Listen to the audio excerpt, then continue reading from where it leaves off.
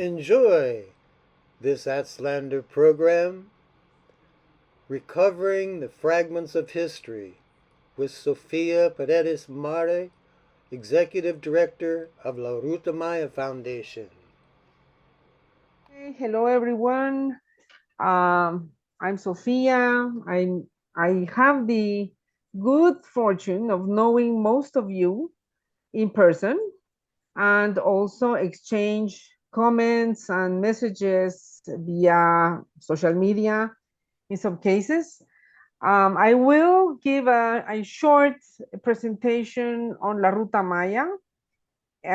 Please excuse my English, as I usually don't speak English daily, so I will speak with an accent, and the more I go, the more fluent I get. So I apologize in advance. I decided to start my presentation with a slogan, recovering the fragments of history. In some cases, I can use also reconstructing the fragments of history, because that's what La Ruta Maya does. La Ruta Maya is the only organization in the region that promotes the recovery and return of Precolumbian art to Guatemala. This is usually done most of the time by voluntary delivery of the objects in Guatemala and abroad. That is what makes us very different from any other private collection, is that the collection is the only responsibility we have is that we receive the objects voluntarily. It is very interesting because our mission to recover relies on contacts with potential donors. And once we recover the object and have them into our collection, we register the objects in the cultural property register of the Ministry of Culture and Sports of Guatemala to preserve and study that cultural heritage.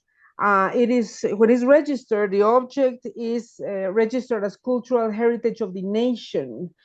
And in Guatemala, the objects, all archaeological heritage, all archaeological features and objects are property of the nation. The nation is you and I and my sister, everyone here, but it's in the law. It is the faculty of the state of Guatemala to take care and to see over the good management of all management and use and research of all this material.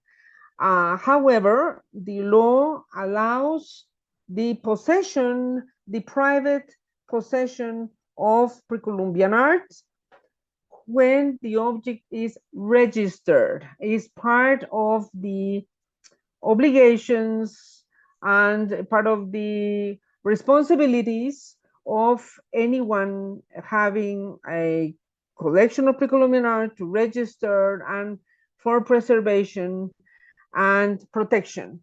For La Ruta Maya, our mission, besides that, is studying the cultural heritage, and through interpretive exhibitions, share these objects with the public. We are not only a private collection, but we are a group of collections that have been received, most of them already registered. Only the ones that come from abroad are donated to La Ruta Maya Conservation Foundation in the United States. And before coming to Guatemala, we do all the paperwork before the Ministry of Culture and Sports and the Intendencia de Aduanas de la SAT, that is customs, to have the paperwork ready before moving it into the country. We have had some successful examples, and I will show you about that. The foundation also collaborates with other museums and universities and we share the collection with academia. The importance that we also have is that this is a collection with public service. We have the collection available for researchers so they can work on their topics, and that part of the documentation is where we receive much of the collaboration, external collaboration. This is not only a work of La Ruta Maya and the staff, but it also depends on all the support received by people from different disciplines and from different parts of the world. For the ones who do not know our origin, La Ruta Maya was founded by the former editor of the National Geographic magazine, Mr. Wilbur Garrett, in 1990, in October, precisely. And it was a project that was, it was a foundation accompanying a regional project that was oriented towards academic tourism and a fund to protect and conserve national parks, museums, and archaeological sites in the 5 countries that form the Maya region. That's why it's called La Ruta Maya Conservation Foundation. And it worked well with that project until these 5 countries started a new project in which each one of the tourism commissions or secretaries of each country were going to form a project, and a couple of years, the presidency was going to be held by one of these Institute of Tourism, and it's called Mundo Maya. So when Mundo Maya started, La Ruta Maya Conservation Foundation was put aside, and by 2004, Mr. Wilbur Garrett passed the presidency to Mr. Fernando Pais Andrade, who was by then part of his board of directors. And instead of closing La Ruta Maya Conservation Foundation with the former objectives it had, Don Fernando decided that to give a new focus or a new objective for the foundation, and it was to promote the recovery or the reception of objects and bring them back to Guatemala from private collectors in the United States that would like to give or donate to bring back. Don Fernando is a Guatemalan businessman. He came back to from the United States in 2006. He brought in the first lot of objects with an exchange of letters with the director of cultural heritage, IDAE, here in Guatemala, and the minister of that time, 2006, that was before I was here. And he brought in the first lot of objects repatriated. When the objects came here, there was no Ruta Maya in Guatemala. So the objects had to go through the registration department and be registered on his name while he formed La Ruta Maya here in Guatemala. He is a recognized businessman and supports all sort of projects and organizations related to the arts, culture, and education. So he has been the president since 2004. It's already, 20 years, no more, 30. In 2007 is when La Ruta Maya, Fundación La Ruta Maya, started operating here in Guatemala, registered in the Ministerio de Gobernación. So we are also legally registered here. And all the objects that were registered before somewhere else, they start already to be transferred to La Ruta Maya legally. And today, thanks to the effort of both foundations, we manage more than 4,000 objects that have been delivered, as I told you before, mostly by collections already formed. Most of them registered already, so that's the good thing. This was already something that Jim already read, and it's very important for us to mention that we promote also here in Guatemala the registration of Precolumbian art. People might think that in Guatemala there are very few collections, and it's not like that. There are more than 800 Precolumbian collections registered in el Registro de Bienes Culturales. That's the National Cultural Property Register. Of those, around 16 of us are organizations, private museums, associations or foundations that have their collections open to public or to academia. So it's very important to know that. Of all those, La Ruta Maya is the only one that is formed by these collections coming in. As soon as an object comes in, we start the documentation and the paperwork in order to register. That's the first thing. Sometimes, obviously, it takes a lot of time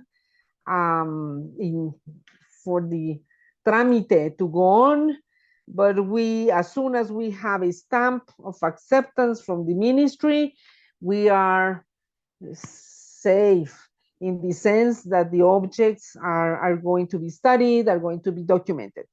How we do this? We have 5 programs that started empirically. With that, I mean that when we started working here with the registration, we already knew what we were going to do with the collection.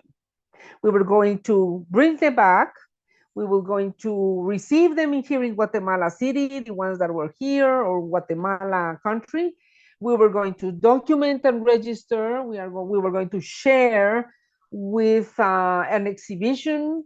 We were hoping all the time to be requested for objects from our collection for a special exhibition in the United States, for example. It is true. We are managing a collection that has no archaeological context, but that's not the responsibility of La Ruta Maya. Our responsibility is to document, register, and share. That's the responsibility we have. And we have had now a very good credibility because what we say we do, we do. Is it a situation that is controversial? Yes. Is it necessary? Yes. And we are, I think, the only ones in the region doing that. So among the 5 programs that we started doing that in the practice. We were not planning to have programs. And I think we'll still do not have the program as something institutional. We just do it by heart. And that's, and now that I have it written, we abide on those premises. Repatriation is usually done, as I told you, with the contacts of people wanting to donate abroad and asking if we could receive them, because usually it's a parent or a grandfather who collected and they want to give it back, at least to the region it came from. We try as much as possible to receive objects that are obviously from the Guatemalan country. We know that Maya artifacts not necessarily could reflect a site in specific, but for example, there are obvious styles and material that we know that are not from Guatemala. We declined those, East, West Mexico, for example, we do not receive, or Costa Rica or something like that. No, definitely. But most of the collections that come to Guatemala have some kind of report from the former owner or family of the person who collected that they were from Guatemala. So we try to document as much as that. When we receive the objects and we finally have them here and they go to the register, we start documenting the object, measuring and photographing. We have had wonderful collaborations from professional photographers like Nicolas Helmut, I know you are there. Jorge Perez de Lara, each time he comes, he donates hours photographing the collection in order to give us good photographs for our website, that if you have checked the website, we are updating as much as possible each week. It's a new website that has incorporated our database. It was very difficult to do that here in Guatemala. And one person was brave enough to try and do it. And he is the person, specialist in computers, that was managing the database of the National Council of Protected Areas of CONAP. You can imagine the amount of work in order to be able to update our database. And as soon as it has the photographs uploaded, boom, we publish, and then you have at least a view of the collection that we have and that we are updating each week. So photographers such as Mark Van Stone, he did some research here and donated also the photographs. Dory Rins Boudet, where I was speaking about everyone, because I really need to thank the collaboration of many of the academics that have helped La Ruta Maya, because this is not the work of La Ruta Maya only. It's a teamwork and it's a collaborative work with many people.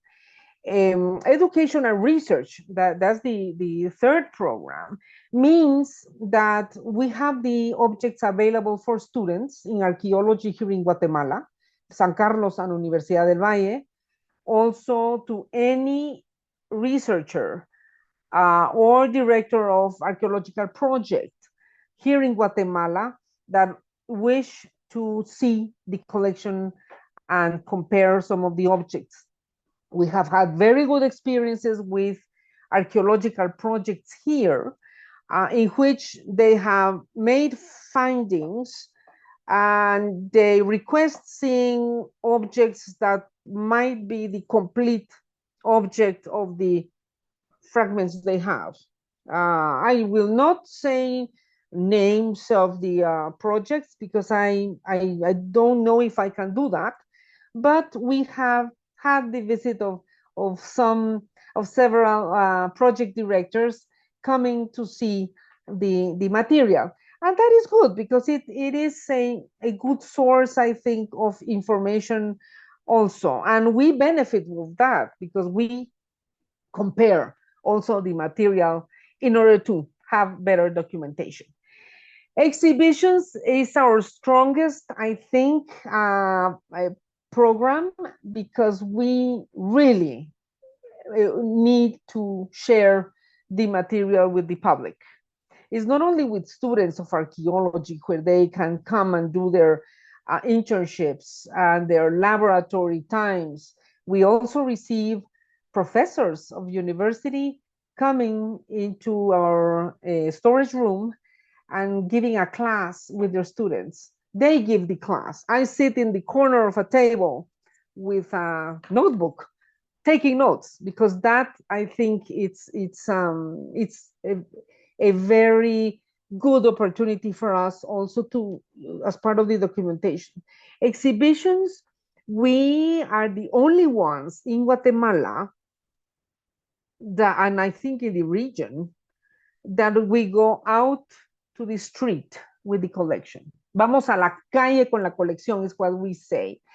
That means that I have had many cultural venues or areas that are dedicated to cultural dissemination, that they offer us space for us to go there and install an exhibition. We usually move our own furniture. I do the labels, and we arrive and we receive the support of people for painting, for security and maintenance and everything. But we are able to open in places such as the historic district in Guatemala in Zone 1. We have some of the exhibitions there. Antigua Guatemala, in the Centro de Formación de la Cooperación Española, and in Quetzaltenango. I am very proud to inform that nothing that has been in an international exhibition has not been shown in Guatemala first. All the objects. The collection, when we finally were invited to join an international exhibition curated by Dr. Nikolai Grube in Europe, in Germany, the Netherlands, and then that opened the door to Spain. We had shown that collection in Quetzaltenango first. Usually our exhibitions are 6 months, and then we close, and then the next year we open with a new topic. Usually there are topics and themes. I work with the interpretive approach. We do interpretation. The idea is having all the making Precolumbian art and the Maya culture and Precolumbian cultures are reachable to the public, so they can see it close and compare also with their own lives. With dissemination is also part of the programs. We share news. If you follow us in social media, we have Facebook and Instagram. We share news, not only about Ruta Maya. If there are news about the Maya region, other exhibitions, other organizations, other museums, we also publish their material as much as we can. Because something that happens, and it happens here in Guatemala a lot, is that people, the public usually cannot discern what is fake news and what is real. And with social media, that is getting worse. So for us, in our website, publishing a section for children and school children, ¿verdad? So they have links to safe places where to learn and where to find certain subjects on Maya. That is something that we also do. I receive many emails from parents asking, do you have something about the Maya daily life or agriculture or something? Because they know that if they type Maya princess in Google, not necessarily is something safe for a young child to find. It's unbelievable, but that is true. We have some horror stories on that also. I will show some images of the past exhibitions that we have had. Centro Cultural Casanoj in Quetzaltenango, that's 2012. We opened with the world of the Maya artist. The beautiful thing there is that we were able to give a touring training to local people. And the locals they organized the exhibition for us to be there. They were the ones requesting the collection. They moved themselves with volunteers, and they requested the help with the municipality, with the city hall, and the army and the police to be guarding the place because it's in the central plaza. And even there was a group of volunteer young kids, really, Cuna Occidente, who were literally sleeping with their sleeping bags inside the gallery in order to ensure that the collection was going to be safe. They managed to buy cameras, security cameras. They carried the vitrines on their backs to the second floor in order to be able to how do you host the anfitrión, to host the exhibition in Quetzaltenango. It was the first exhibition of archaeological exhibition traveling to Xela. And the beautiful thing is that all the media was there.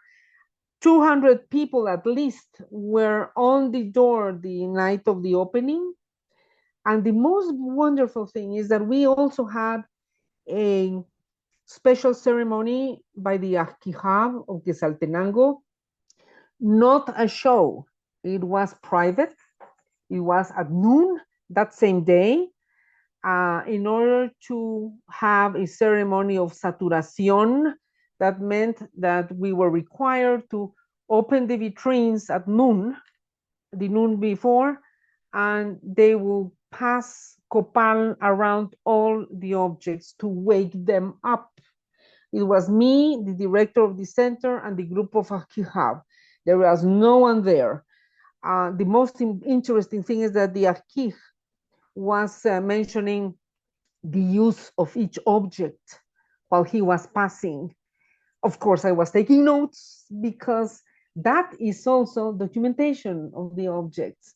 That is a cultural patrimony that we call patrimonio cultural intangible cultural heritage. Is the knowledge of the peoples or descendants of the peoples who made the objects. And that was very important with El Mundo del Artista Maya, because it was really supported and blessed by the Arquijab of Quetzaltenango. Okay, you want to know where the objects of La Ruta Maya come from. Okay, I will tell you that. Currently, the foundation is managing the total of 4,079 objects. As you can see on the left here, these are the collections we are managing. You see there is a little code number. This code number is the register number of IDAE. Number 1 means that is a collection from Guatemala department. Guatemala has different departments, Petén, Alta Verapaz, Baja Verapaz, El Progreso, Guatemala. Well, number 1 means the Department of Guatemala. Number 2 means that is a private collection, ¿verdad? Bueno, the next number means that is the first collection of private, the first private collection of the Department of Guatemala. So this collection 121, by the way, turned out to be the first collection registered in the country. Before passing away, the former custodian of this collection transferred it to La Ruta Maya, 56 objects, including the jaguar sculpture, before his death. So we have 56 objects with the code 121. When the law for the registration came out, he was the first one to run to register his collection. So in the middle of everything, he was responsible. 1 to 118. That's Apecua collection. That is a recent donation of a asociación de es una asociación para el estudio de la cultura guatemalteca. This is their code number, all register 559 objects. This means that this the number 118 collection private of the Department of Guatemala. Most of it is Pacific Coast. Then this one was the first repatriation we have, plus registered objects and donations in Guatemala already with La Ruta Maya is the 144th collection of the department in Guatemala. This number, 159, was a repatriation done by La Ruta Maya in 2009. Since it came specifically, this amount of objects by lot, they received a separate code number. Now our current code number for our registration and future registrations of the foundation is 1.2.179. This is the 179th private collection in Guatemala City. So you can see that and we know that there are more than 800 in the entire country. This one is very interesting, 16.2.5. This one means that 16 is Alta Verapaz. Number 2, private collection. Number 5, this was the 5th collection in Alta Verapaz. This one was the Museo Príncipe Maya de Cobán. I am sure that many of you must have had visited the museum years ago. They closed their doors in 2010, and we were the ones that were able to receive the collection with the, how you say, compromiso, with the, well, how do you say compromiso in English? I don't, Permission. Commitment, the commitment. Thank you. I have someone here. The commitment of having it available to the public, either by exhibitions or to academia. Very important for us are the repatriations. We have had 4 repatriations already, and you can see here the number of objects. There is one that is pending registration of 37 objects that has taken so long, but it's a total of 498 objects repatriated with all the paperwork. Exhibitions that we have organized and or participated in the countries are 30, international 11, for a total of 41. That includes the one we have here.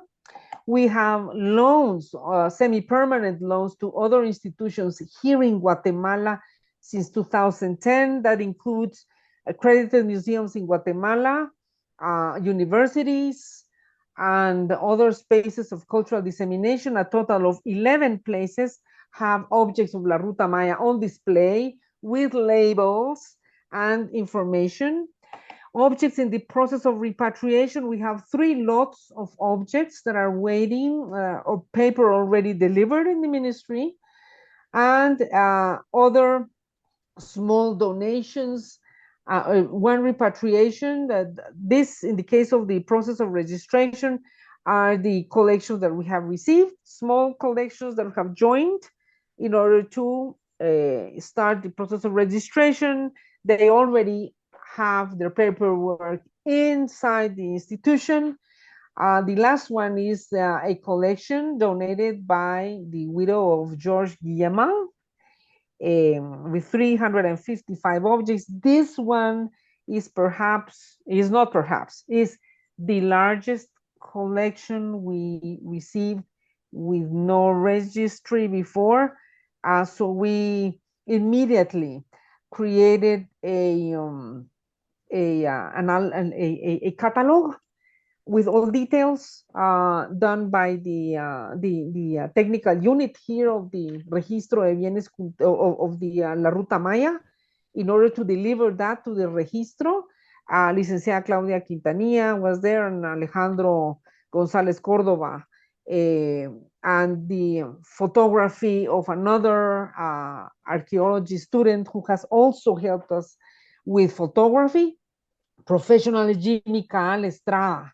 He documented the photographs of this, so we were able to submit as soon as possible these documents to the National Register. Local exhibitions, here are some examples that we have organized here: El Mundo del Artista Maya, Fauna del Mundo Maya, this was in Quetzaltenango, the first exhibition of archaeological, the first Maya archaeological exhibition, that was in Quetzaltenango also. This is the one where the mayor was there, representatives of the traditional queens, beauty queens, they were also present there. It was a lot of fun.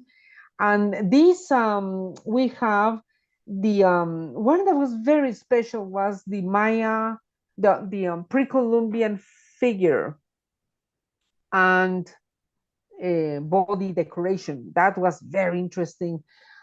We had also one with the Missouri State University with Dr. John Chuchiak. That was called, it was about the auto de fe in Antigua in the 16th century. We had an auto de fe that Guatemala didn't know about it until John Chuchiak came and decided to have an exhibition here with documents from Sirma, and he had these testimonies of faith, el testimonios de fe. And when we were looking at the testimonials about all the objects that were the candidates for the fire, I said, well, I can see many descriptions about objects that are Precolumbian and the ones that were the candidates for the bonfires. And we included a good selection of objects of La Ruta Maya collection with the documents he was showing. And we organized the exhibition in Antigua in Cooperación Española, with the support of several institutions, but with the State University of Missouri, CIRMA, and several others, Pretéritas Orbes. There was several of them in order to show what, that was the first time with the help of Missouri State, it was on the Universidad Anáhuac, they show a 3D representations of what happened that day. Precolumbian design, a contemporary view was very interesting. This one does not with glyphs of characters, it's just objects of design. Sonidos ancestrales, ancient sounds. This one is the only one that has been traveling inside the country in several venues. These one are musical instruments, ocarinas, whistles, flutes. There are polyglobular instruments also, all about music and dance, but they have their QRs so people can listen how they sound. For this exhibition, we also requested permission from the grandmothers and the grandfathers. And we have a water ceremony, private also at night, in the storage room of La Ruta Maya. Before they were studied, played by a musician that is a researcher, Vladimir Vasquez from the Kinich Museum of Musical Instruments. He had the technique of when he blows, he doesn't have saliva for conservation issues, no? He's very good at it. So he is the one instrumentalizing the objects, the ancient instruments. And we were able to make the recordings with a QR also, and you can see them in YouTube, in order for academics and for the people to hear without the need of playing them again. For that one, it was vital also the permit, not only for research, but also to show them. And it was a very interesting ceremony to pay our respects, but also for permission. And here we have biodiversity, Precolumbian biodiversity is an exhibition that we have had before in other venues, and with new material, we repeated that exhibition. Here we can see how the exhibitions look. This is the same room in Cooperación Española, depending on the topic. We just change the colors of the walls and the trees, and we change the material. Because it's not our space, we do not build anything extra. And people really look forward when we are going to open an exhibition. As I told you before, is once a year for 6 months. So also local tour guides also have the opportunity of taking their groups there.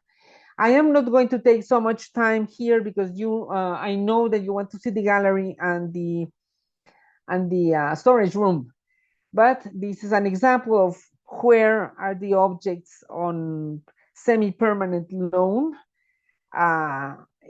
because we try to create a dialogue of the objects that we have with the collections in the other venues.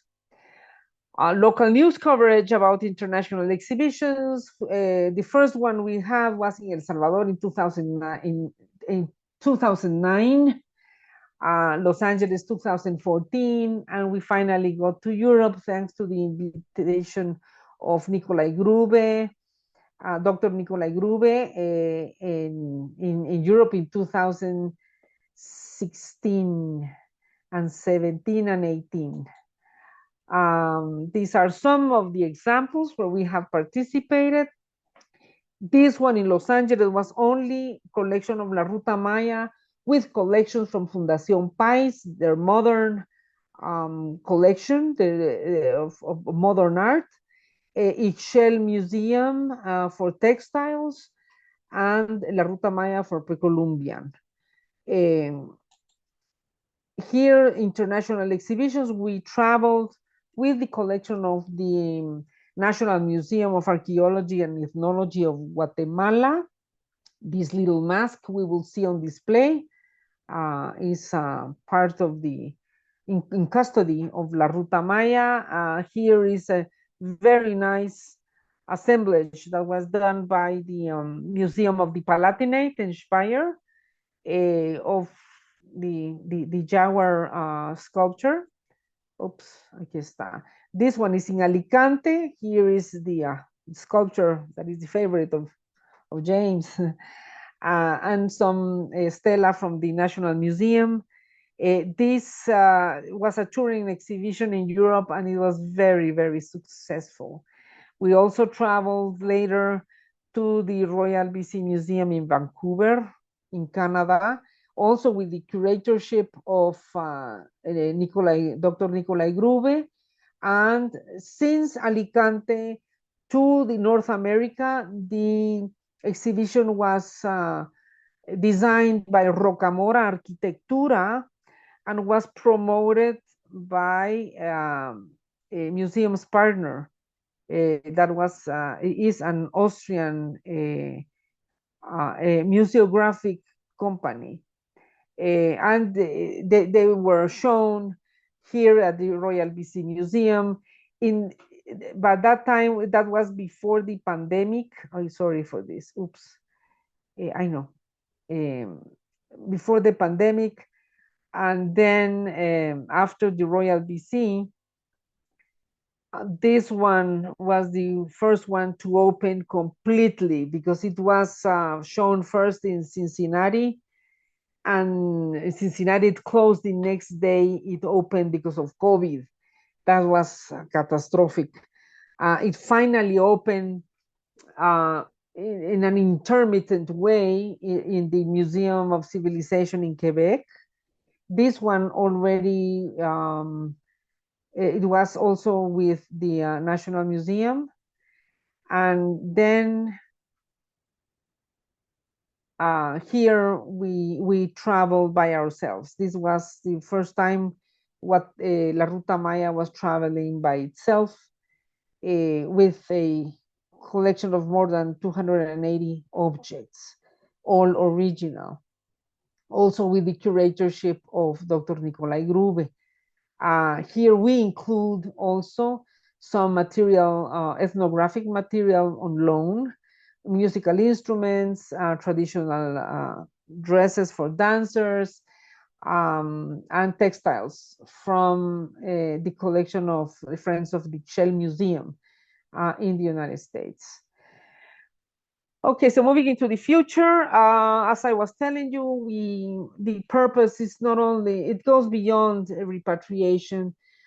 We document this in several ways, especially with the support of archaeologists, epigraphers, art historians, and other researchers of related disciplines. I would like to thank publicly Dr. Dory Rees-Boudet and Dr. Ron Bishop. They have donated a lot of important research material with the Maya Survey project that we appreciate very much, because when the collection does not have any archaeological context, a part of the analysis that can be done in order to give the objects a little bit of the voice they lost when they were taken away from their place of from their placement, and many times taken even outside of the country and coming back. Analysis such as the neutron activation analysis of paste is very important. The study of epigraphers who have seen and read the objects of the collection, Dr. Nicolai Grube, licenciado Alejandro, Camilo Alejandro Luin, Yuri Polyakovich, Dmitry Belyaev, several others. I would like to continue with the names, but I don't want to leave anyone behind. Sebastian Mateo, Guido Krempel, also many others. It's like I should have had a list here, but they know we have been very.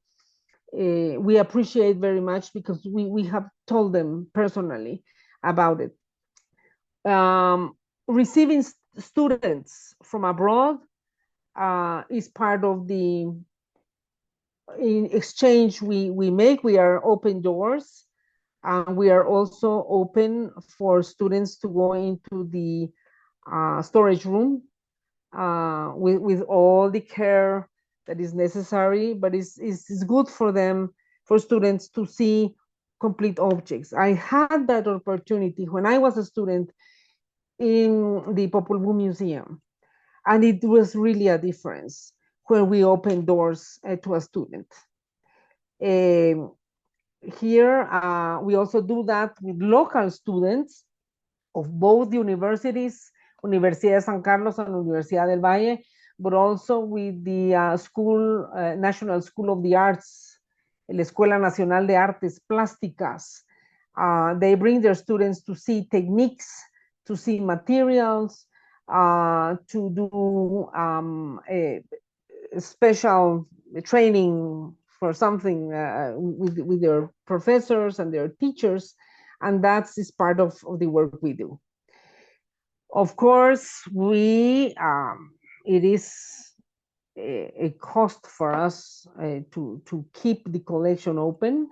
So we have bank accounts where people who want to donate to us, it's more than welcome. We obviously, it's not only the care of the collection, but also the payment of rent, electricity, internet, in order to be able to open our collections, our exhibitions for free. Most of the time, we do not charge anything for students and researchers to come and be able to use the installations. And here is our contact. I appreciate very much you listening to me. I hope I didn't blow it with my English, but I am very excited that you have a lot of interest in us.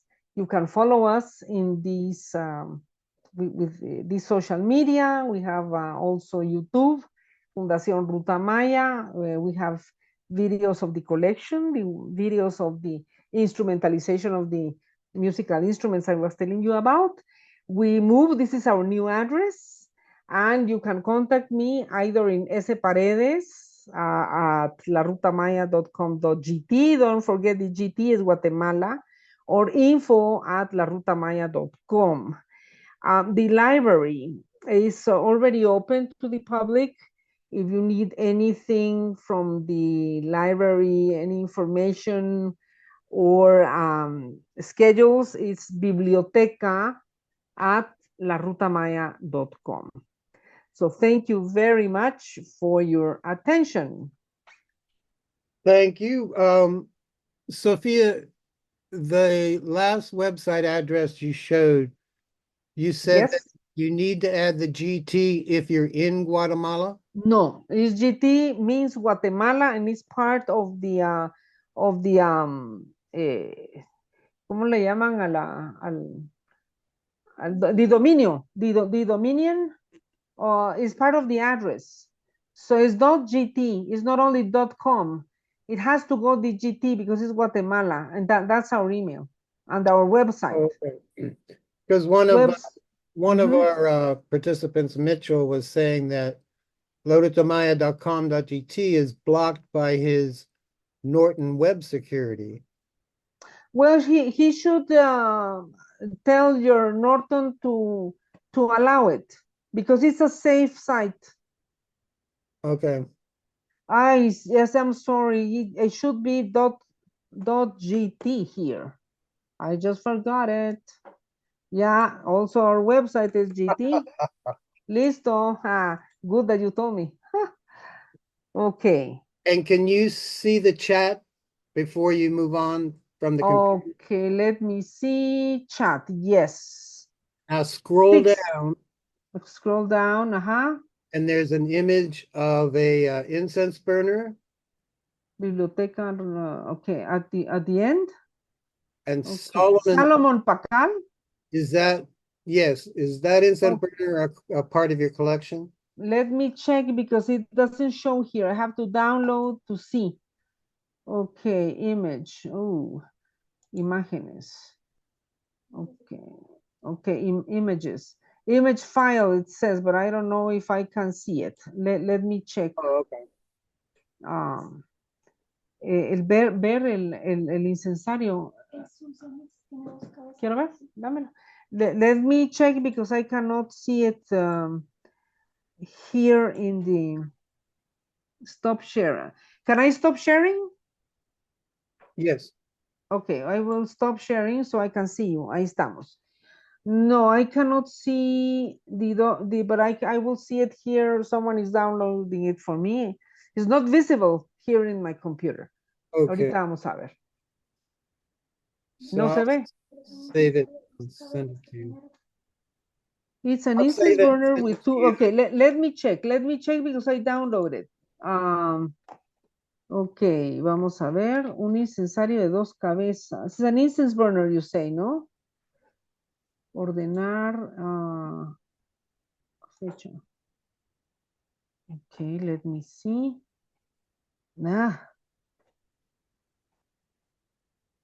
image. Dice algo de image, ¿de qué? Google. All right. Well, let's move on. I downloaded to my desktop. I'll send it to you in email. Well, if you can share your so I can see it because it's important to reply to Mr. Pacal porque sí es importante. Let me see if he's still here. He said he had to leave. No se ve. I Yeah. cannot see No, it. That he's is so already left. strange. He mentioned he had to leave, so he's not even. The format is not compatible. Hmm. Hmm. I don't know why. That's so. But if you can show it, that would be great. If you can share it to everyone, I can let you know. One new message. Northern often to block foreign server sites. Ah, you can use it in your subscription. Oh, okay. Oh yes, yes. I see the Yes. Is that in okay, your this collection? one. Is it Yes, in? this is in our collection. Yes, and it was published in Mexicon in 2017, if I am not wrong. Hmm. There is an article in Mexicon of by Guido Krempel and me about that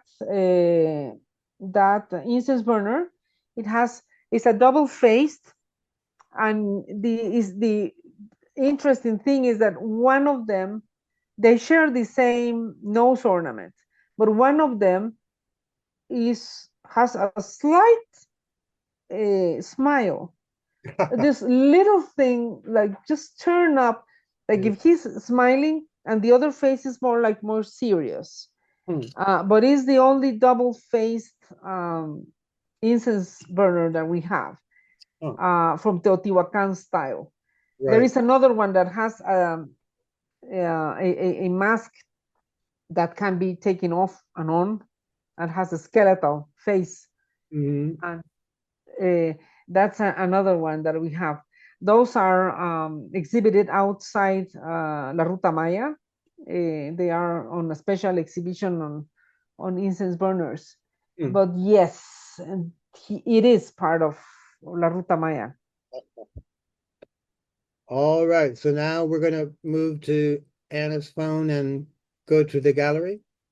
If you wish to go to the gallery right now, there is no questions. Um, We only had one. Gosh, let me go back up. Um,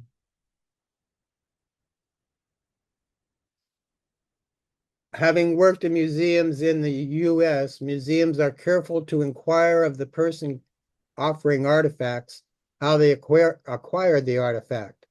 If they can't prove legal permission to have the artifact, the museum will be unable to accept it. How is this handled by La Ruta Maya? well, La Ruta Maya, first of all, we know about that disposition for museums in the United States. Is the American Association of Museums. I think it has this norm. In the case of La Ruta Maya, since it is 501c3, as an organization, we are not a museum in the United States, but we receive objects with the purpose of repatriation. And we have that in our statement. Hmm. So when we receive a donation in the United States, we receive the donation with a letter of intent by the donor. We receive a letter because we need to be sure that they are voluntarily giving the objects to us, that we are not acquiring monetarily. And as soon as it is donated to La Ruta Maya Conservation Foundation, there are minutes, a minute from the board of directors in which they inform that they received the objects, and they will inform La Ruta Maya here in order for us to start the process. With that, we and a list of objects with photographs, we start the process here with the Ministry of Culture and Sports. Obviously, we need to know as much as we can about the history of the object. We have a small questionnaire in order to have as much information we can. Some people like to fill it up, others not much. That is important for us because we obviously for documentation issues. And once here in Guatemala, I document the history of the object. If the person filled the questionnaire, we have that, but we have that in a private section of internal documents that is available for researchers if they ask. Here in Guatemala, is not required to have that public. However, if they request, we give. Eso sí, eso sí. But it's not like in the United States that it has to be public in the websites of the museums. In our case, we are not a museum, and that's why we at the moment that's the procedure we use. But because we have before shipping, we have the permit of the Ministry of Culture and Customs in Guatemala in order to bring back. That I think has to do with the procedure. Okay, that's the only question I see. And Anna added the library link. Sí, biblioteca @larutamaya.com.gt. .gt? Yeah. .gt. La gente. Sí. All right, thank you. Well, let's go to the gallery. Hey, Jim, can you hear me? Yes, looking good. Okay, perfect. So the idea is that I will be walking through the gallery. We have one of the best pictures of the collection on display because it's our opening exhibition. For this time, we start with the masterworks of the Precolumbian artist, obras maestras del artista prehispánico, because we want to show people about Precolumbian art, materials, techniques, and the importance of the artisan. And I think it's was the best one to open in Guatemala City. It is important for you to know that we have our signage in Spanish, English, and Cachiquel, because Cachiquel is the Maya language that it belongs to our ethno-linguistic region. Guatemala City belongs to the Cachiquel ethno-linguistic region. So we try as much as possible to include a Maya language in our signage. So this is the welcome to the gallery. We explained that the gallery will be showing temporary exhibitions of 6 months with different topics and themes, as I told you before. This is with the idea of making people closer to Precolumbian art, and in topics and themes that are related to their own lives, and they can compare with their lives and their experience. That's how we will approach. Given that the collection does not have any archaeological context, what we do is have research on them stylistically, epigraphically, iconographically, and even with chemical studies like the Maya Survey Project, in order to provide some story to people to see. is the most we can do, and always highlighting people that the Precolumbian objects have to be registered, and some awareness on looting and illegal trafficking. What we do is awareness against that, using precisely the collection. What better use of the collection than to say, listen, this was robbed, this was taken away, she cannot say anything, the object was separated from their siblings and their place of deposit. What we do we discard them or we use it? But we will use them precisely for education. On the other vitrine, we have a vase that is showing a character that is painting a mask, either painting a mask, for the first time, we have on exhibition a vessel that still has pigment inside. This one is from the early classic, is decorated with colored stucco and a lid with a little head, a human head, probably female, on top. This was a recent donation, and it is already has a registration number.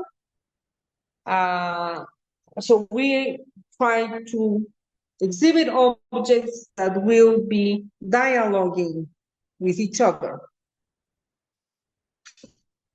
On my left, we have some very good examples of the flag of La Ruta Maya.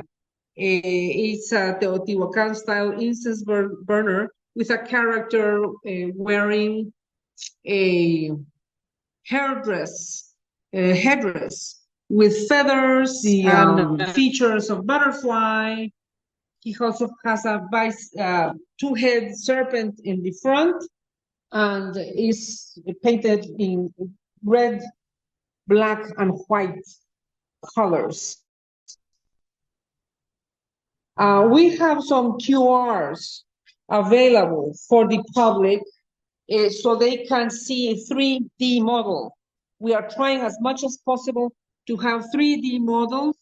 They were made by students from the Universidad del Valle, Diego Lopez. He is specializing in 3D for his studies, and he will be... Here we have molds. What happens is that with this exhibition, we are trying to highlight the artists were doing also. And for the late classic, we have for the highlands of Guatemala, the production of figurines and vessels. Here we can see some molds for vessel manufacture, a jar and a small vase. The objects on top, they are early classic, late pre-classic. These are objects that are incredibly well done. They look natural. These they are not cacao pods, but they are pataste pods. And even I have here an example. If you want to film me, this is a dry fruit of pataste. If you can compare the natural one with the vessel that was created with something like this, we know that these were created with the natural pod as a mold. There is one artisan who already tried to do it. So here I also are not real figurines, but they are made with Precolumbian molds. We have to be careful because the iconography will be correct, but the material is not. So these are the kind of material that we use for people to be able to touch and to see closely, because they cannot be touching an original. So we show here how a mold works for the manufacture of figurines. So if we continue, we will see also some other objects and highlighting some material like this marine turtle. Its legs are really modeled in a way that you can tell that it's a marine turtle. It's not a effigy vessels. Most of them are going to have their QRs to get information. These burners, this one is very special. I don't know if you can see it. It's decorated with a variety of shells and flowers. This also has a 3D modeling, and most of the incense burners have been sampled by the Maya Survey project also. And this has provided they are mostly recovered. We have when we see inside the storage room, we will see some other examples. We are going to see a very special innovation of Precolumbian people. Here we have what I call a thermal vessel. If you see this vessel, it's a black vessel, has nothing so much interesting, but if you can see the hole here above, you will see that it has a double wall with a hole there. That meant that the hole was filled with hot water, and it kept the vessel and the contents warm. This is another example of innovation for the ancient peoples of Mesoamerica and the Maya area. This is the highlands of Guatemala, and it's what we call a thermal vessel. Something that is very interesting also for decoration and innovation in the decorative art are the use of stamps and seals. Our collection here we only have fossils, iguana, birds, there is a tlaloc, and there are different kinds of stamps. We can have stamps made of stone or made of ceramic. A little hole where a little stick was placed in order to roll them and print. These stamps were used and also for a cloth. So there are a variety of them. Usually they are from the classic period, since the 200s AD. To the late classic, and usually from the central highlands of Guatemala, Caminal Cuyú. If we now start moving, here we have two vessels, drinking vessels for cacao. The one to the left, the polychrome one, was sampled by the Maya Survey project and was read also by a epigrapher Guido Krempe, and it is a cacao drinking vessel from the region of the San Pedro Martir River in Petén. It is depicting probably the hero twins of the Popol Vuh, and the one on top that is decorated with a design that resembles wood also has a text that indicates that it was a cacao drinking vessel from a holy lord of Chatan. And this one was read by Dr. Nicolai Grube, and Camilo Luin have made lectures readings on this. We're going to move now to see some other highlights of the collection before we get into the bodega. Have a nice collection here of codex-style vessels. Most of them are cacao drinking vessels. The one on top is has the finest line has not been touched at all. We are just walking through the gallery with no order because I need to show the highlights of the collection right now.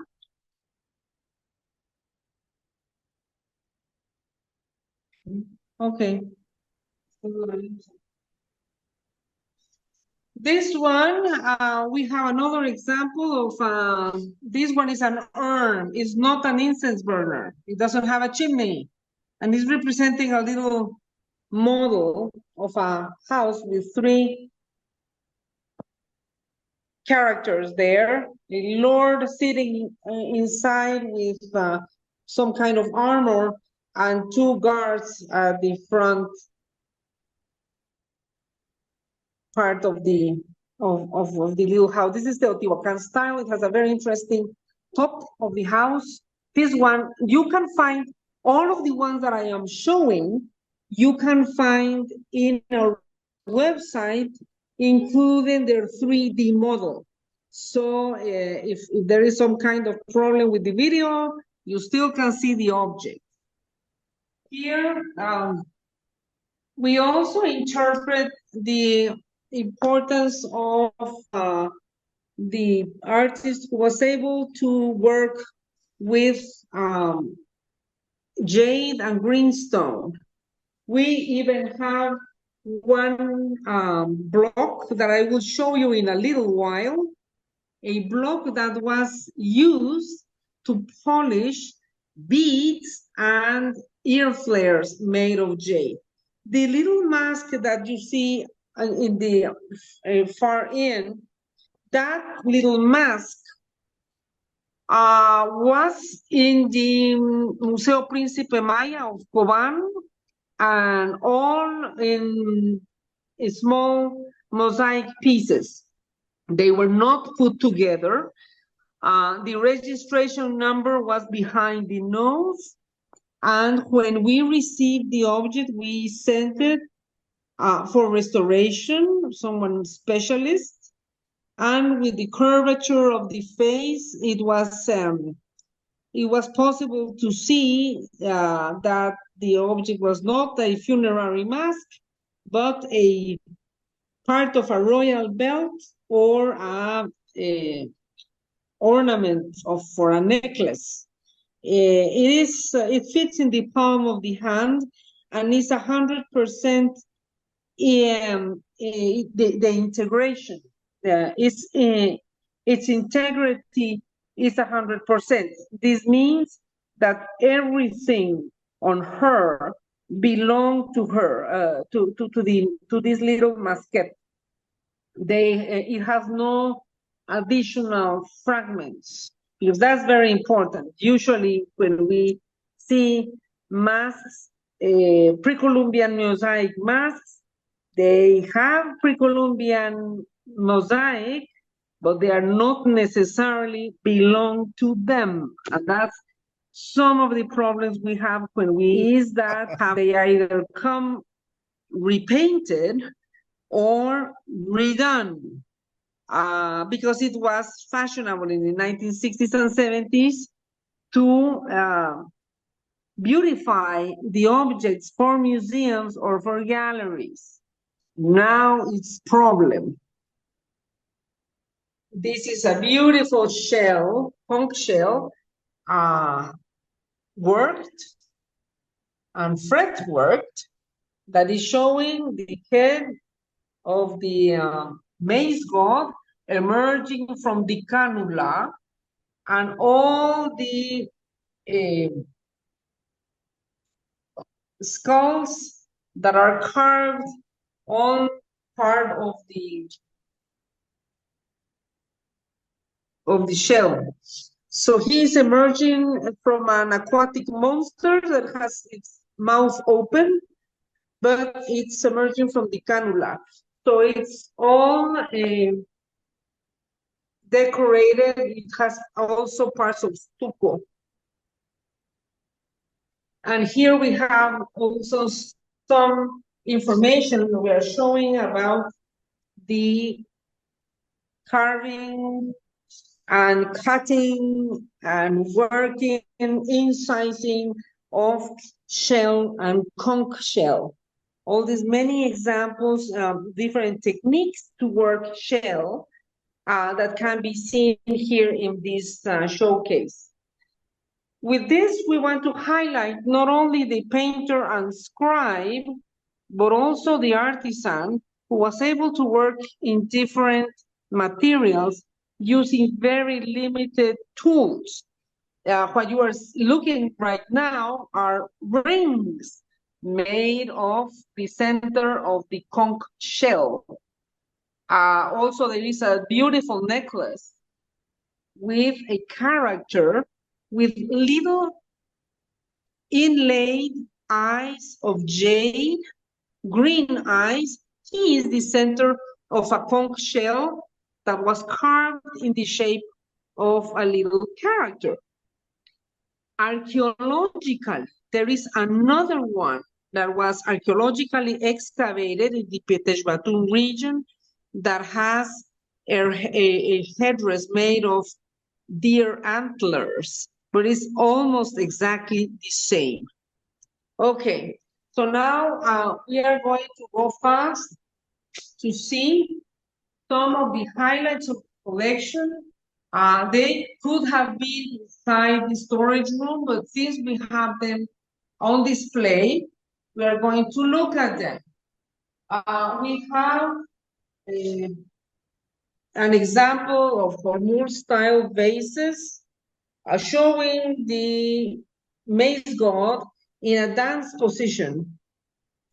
It's very important to see that this double vessel that has a cabrito and a chinos ceramic joined at the beginning, it was difficult to establish and to take it seriously, but it turns out that the pre-restoration photographs showed it was joined during Precolumbian times.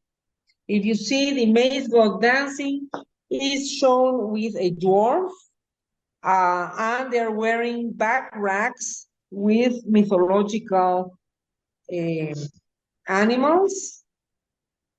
Both of them have their lectures by epigraphers. You can see their descriptions in our website. And in both cases, they were used as cacao vessels.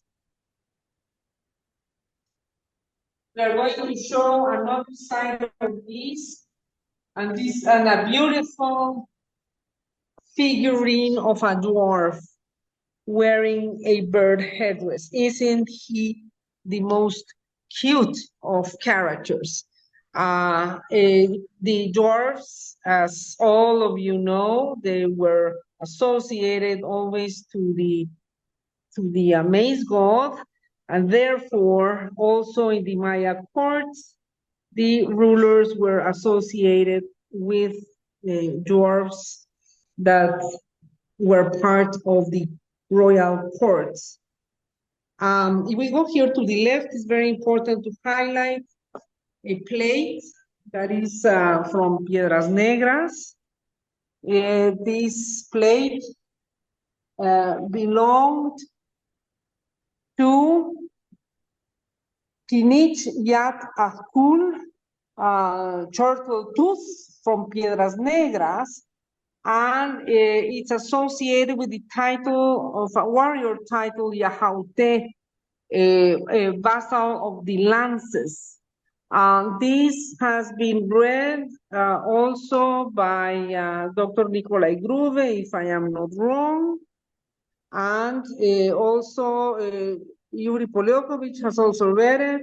And the important fact here is that all the glyphs are in a mirror position. They are backwards, al revés. So it's read as if it's being reflected on a mirror. What we have been told is that this character appears in monuments and other sculptures, but this is the first time that there is a vessel made of ceramic related to that character. We also have the first, at the moment, the only drum, polychrome drum, to the moment, decorated with 10 characters, all of them either dancing like this character in the front, or playing instruments like a turtle carapace, or rattles, or singing. Some of them are depicted singing. The reading of this object was also done by Guido Krempel, and it has part of the logogram for drum, probably. And the importance of this object is that the owner mentions the rest of the characters as his compañeros, his companions, or his friends, or something like that. And we also have this object on our website with a video explaining all the surrounding of the object. This one is from the northern Verapaz. It was donated already,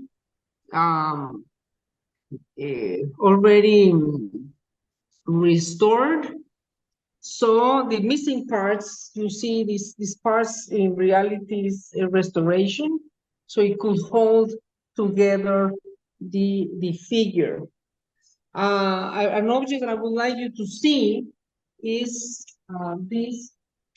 We have a Verapaz face, Lord or main character, with all of them wearing hats and with the dog next to it.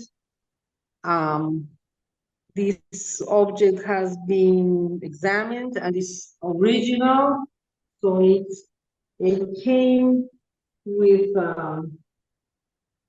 this one came repatriated, and is showing the same program or style of other vases that have the same topic of the characters, with a man being carried in a palanquin. I am sure you want to see this next room. Here we have an object from La Corona, plate from La Corona, because thanks to the pottery workshop was probably from the surroundings of La Corona. Talking with the director with Dr. Tomás Barrientos, he was mentioning to me that ceramics in La Corona like this usually do not have glyphs. So knowing the pottery shop, the probable location, is very interesting, because then we can give a little bit of the origin of the object. If we go now to this room, dale un paneo. If this gallery is a gallery for temporary exhibitions, it will be changing according to the topic and theme. This one, where we are going to enter, is the permanent collection. Because of the weight of the monuments, we are going to keep them here visible to the public. Here you can see panel 1 of Cancún, 160 glyphs, part of a larger text that was lost while being taken through the Pasión River and capsizing the boat. So this of Cancún, several scholars have read it, have done research on them. Stanley Gunther, it was one of the first one. Also Yuri Polyokovich has seen it, Dr. Nikolai Grube, Camilo Luin. So there are several updates and applications on the panel one of Cancún. This one was part of the Museo Príncipe Maya de Cobán. That is the largest collection we got already registered. So that it was traveling to the museum in Philadelphia for the Fire and Pool exhibition when the transfer was made. So when it came back, the Museo Príncipe Maya de Cobán was already closed, so it came directly to Ruta Maya. This is one of the monuments in custody of La Ruta Maya, available also for with text also on top. This one is 5 characters, and they are interactive adorned. It's Samnak Balam II. So this altar also is in our website. You can see it closely.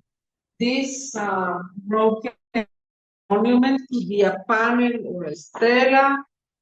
So readings have been done on that, also by Camilo Alejandro Green and Krempel. This one, according to the style and text, probably belongs to those pillars in Pateshbatun region. And it mentions the name of the captor called guardian captor of Akboloti, Lord of Fire, as well as a personal epithet of the captive who is called guardian captor of Yashtok Balam. Since I am not an epigrapher, because I only manage the collections, for us it's very important to have the collaboration of researchers and epigraphers and art historians that can help us document the collection. This collection is for humanity, is for research. So any collaboration is more than welcome. Something that makes us very proud is that thanks to the help of epigraphers, we can even join objects that came from different collections and put them together, or at least show them together. Here we have a small vase with showing Tayel Chankinich.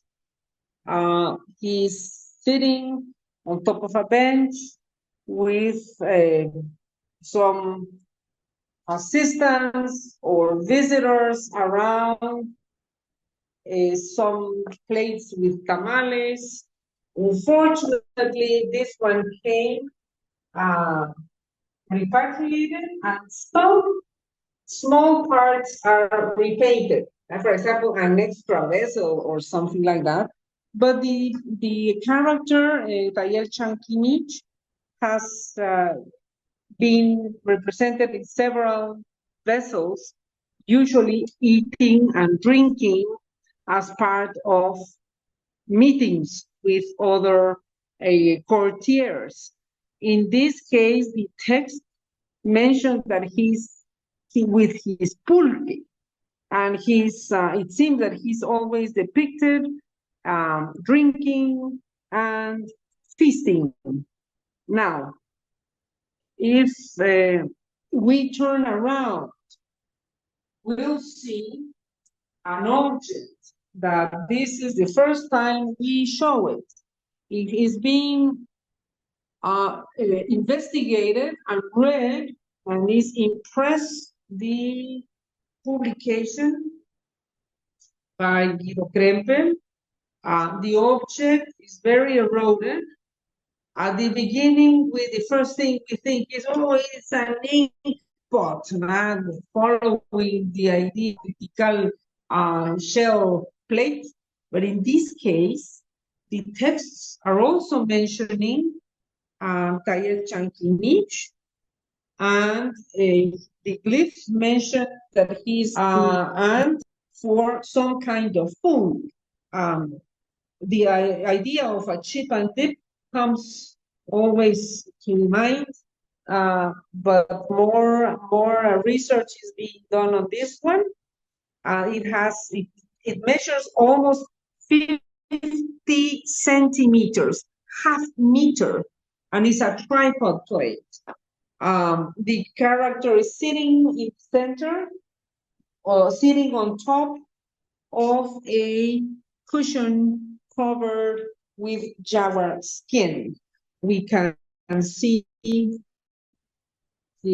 object.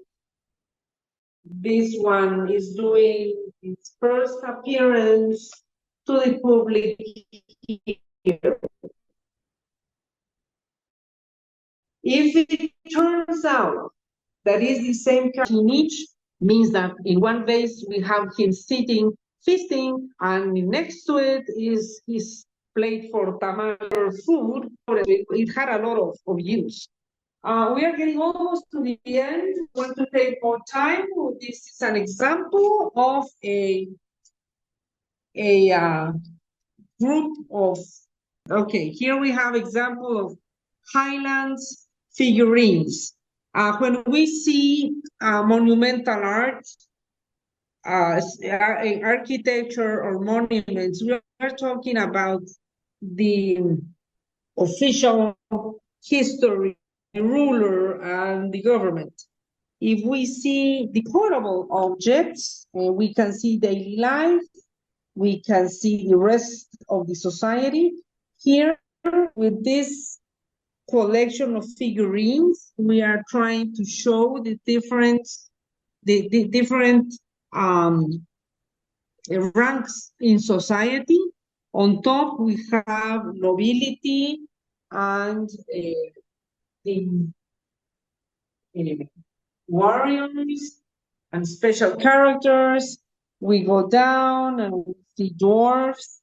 We see a couple with little holes on top of their head, probably were decorated with feathers or some kind of inlays. We have also an old man with a child on his back.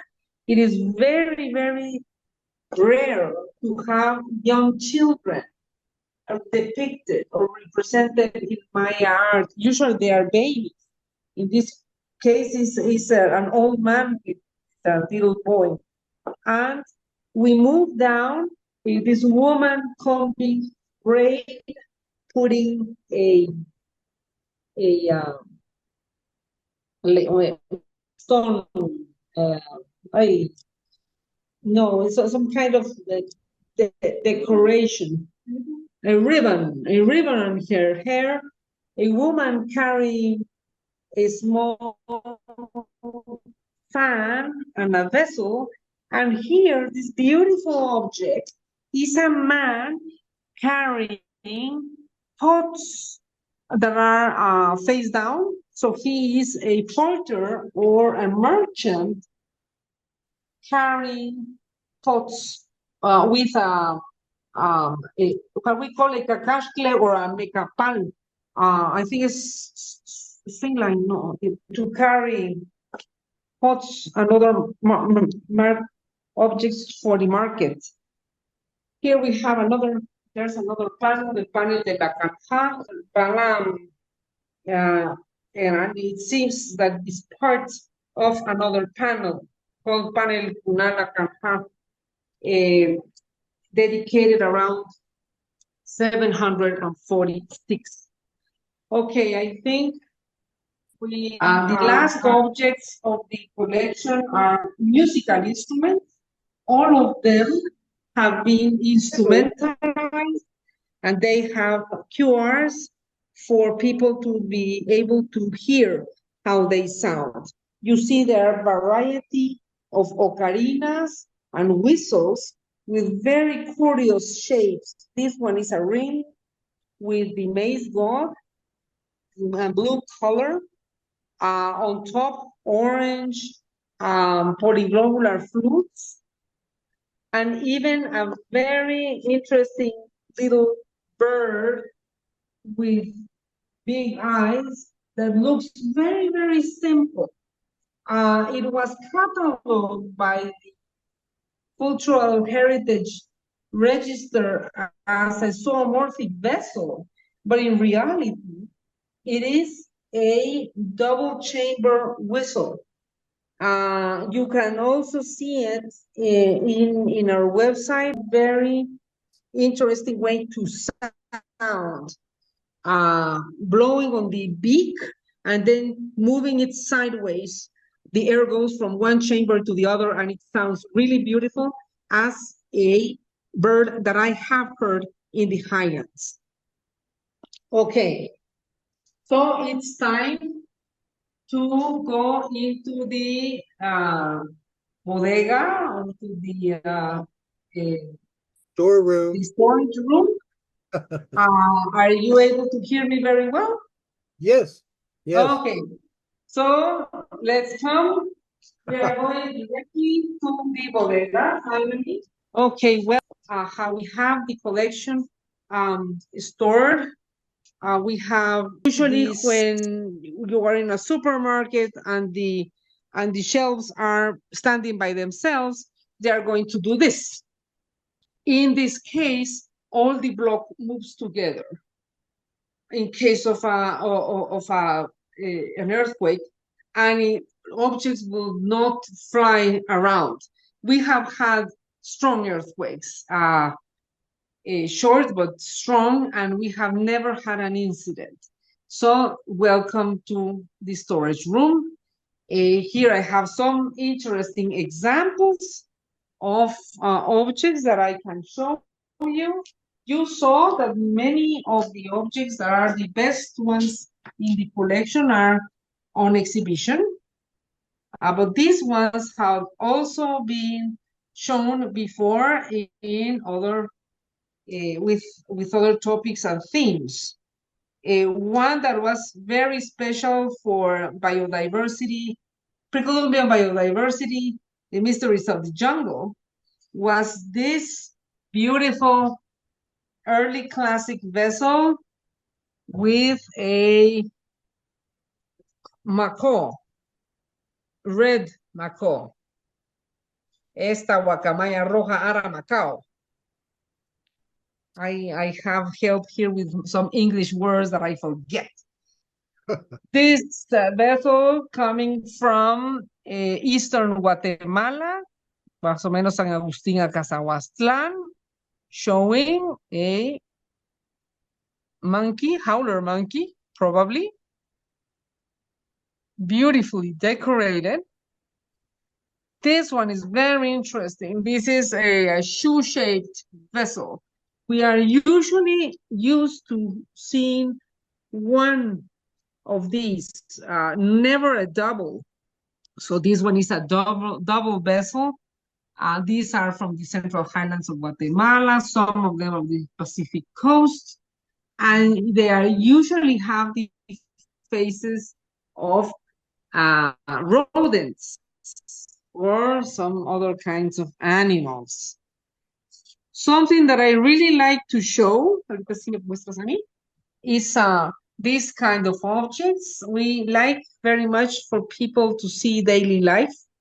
But I have students here, I ask them, okay, with their gloves, of course, and I ask them, what do you think this is it? And they guess, no? Okay, it was for a right-handed person or a left-handed person. And when they touch the object, it is very interesting to see how it worked. The best thing we can do is, all this material was done by human hands. Therefore, by touching the objects, we know how they were used. We can have an idea. In this case, it's a small ladle with the shape of probably a small calabash or pumpkin. It has this handle that is representing the stem of the calabash or the pumpkin. But if you see, it was for a left-handed person. See this ladle, and it has 3 little feet to stand. So this was probably used for a sauce or something to serve. And this is very interesting kind of material. Here we have what we suppose it is an artifact, probably associated to some ball game or something, to wear on the knee. It has holes to tie, and it has the shape of a jaguar face. If someone has a better idea of what this could be, for me, it would be something to wear on the leg, tied up, but it's made of stone, and it has this face. Objects that are very special and that were shown in the exhibition about Precolumbian design were these two objects. This one has a style, a decoration that any architect, interiorist, designer would like and still use in different kinds of decorations today. So it's an inspiration for the people today in their design. It was sampled by the Maya Survey project, and the pottery shop came out to be from from Tikal and its surroundings. So it gives us already a potential location. Here, this one is an exquisite vase that is stuccoed and is decorated with small circles, with scrolls in yellow, white, green, light green in some areas, gray, and pink is a highlight. This one is a companion of another one with stripes, horizontal stripes with the same colors and the same shape, that was sampled also, and they turn out to be from the Pacific coast. However, if they are stuccoed, there is a possibility that they were traded from the Pacific coast, perhaps to lowlands where the stucco was more available, and decorated there. We will not know that until some other examples appear. Here I have a funerary mask made of jade. It has inlaid eyes of shell and obsidian. Okay, this one, for example, came from the United States with a special testing, laboratory testing that was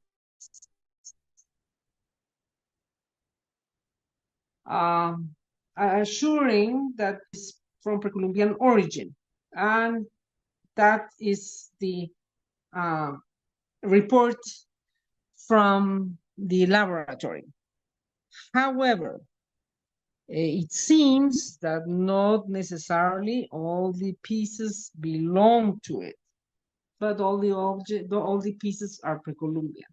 So sometimes it's difficult when it's in the case of stone to be sure if the object is 100% with integrity. And this is a problem that will always show up. The difference with the little one that we saw on the exhibition is that the small one was always with all the pieces together. When they were joined, they turned out to be this little mask. So that the integrity of that one is complete. In this case, we will always have a doubt. Here we have other examples that are very interesting. I will be showing some of the this is the way we have stored jade necklaces or strings with beads. Some were necklaces, some perhaps were not. Materials such as beads and ear flares that we can see some beads of a different color, like this Olmec blue. That's how they call them popularly. Other kinds of material, some malacates, spools for weaving, decorated, some of them, many of them decorated. Vamos a tener que ver algunas partes. Miniatures, all miniatures, little pots, vessels, effigy vessels, all miniatures. We just for a scale, you will see the sizes of all these small figurines, small whistles. We have them stored this way. I think that many of these were in reality were little toys. Remember that socialization of children during their younger years are with toys, so they know their role in society. Little trastecitos, how we say, little pots and pans made of a miniature. Vamos a ver qué tenemos aquí. Stamps and seals. This is the rest of our collection of stamps and seals.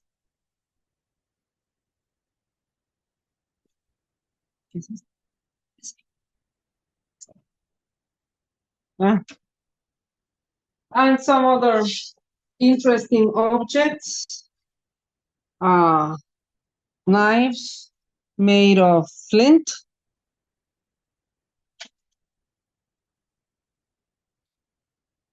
Obsidian blades and obsidian points.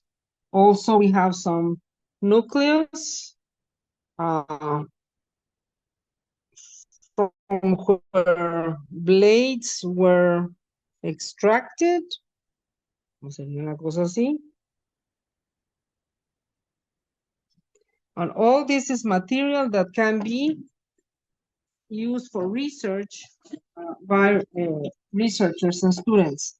These are flint eccentrics. There are several theories about their use. Some of them very curious. Like El Arquitecto Prado had one interesting.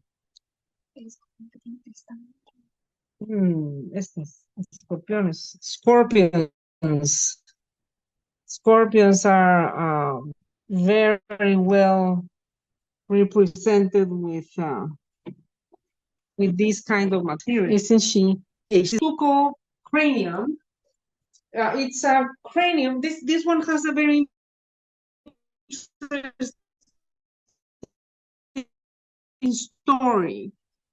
This one came down, cut and covered with a stucco, showing the face of a feline, probably a jaguar. The one with the auto de fe. The moment of the ceremony I was talking to you about, the Afkija were mentioning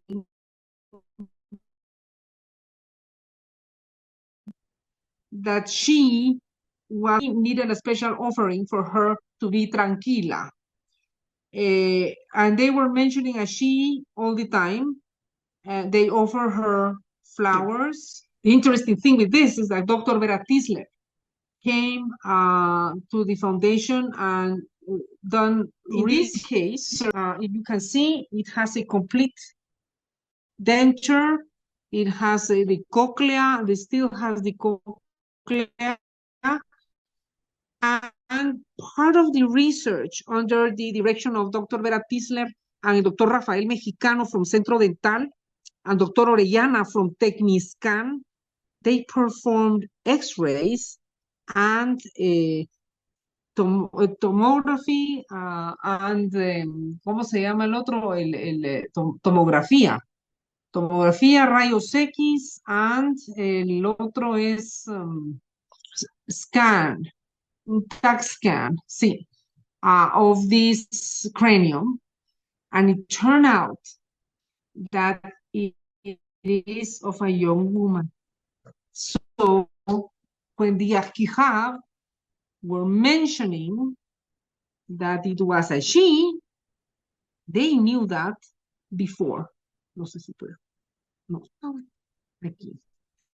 So there is a publication being prepared by several of the researchers involved that includes the orthodontists like Dr. Rafael Mexicano, radiologists, physical anthropologists, archaeologists, working on the same object. And it's going to be very interesting to see the results.